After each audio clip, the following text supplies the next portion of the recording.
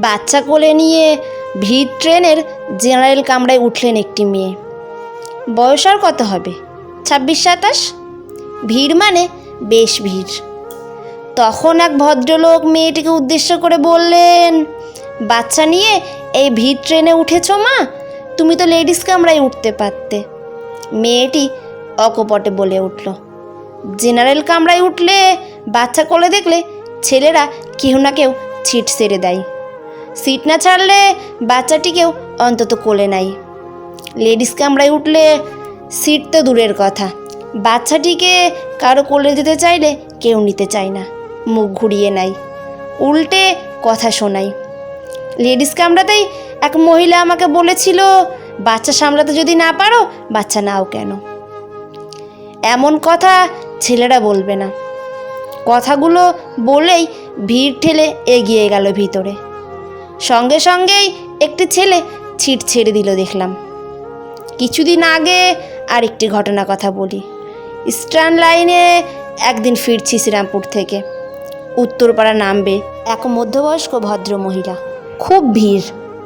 Hindu motor আসতেই উনি seat ছেড়ে উঠে দাঁড়ালেন।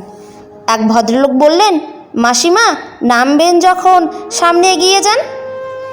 বয়স্ক ভদ্রমহিলা বেশ দৃঢ়কণ্ঠে জানালেন, ও ঠিক নেমে যাব, ওর জন্যই তো জেনারেল কামরায় উঠেছি। এটা লেডিস কামরা নয় যে সাইড না দিয়ে ঝগড়া করতে শুরু করবে।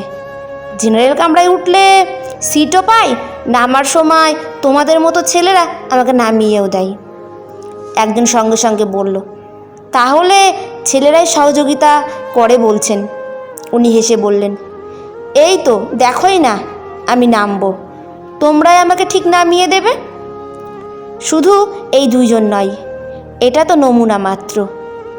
আমি এরকম কথা অনেকজনের মুখেই শুনেছি।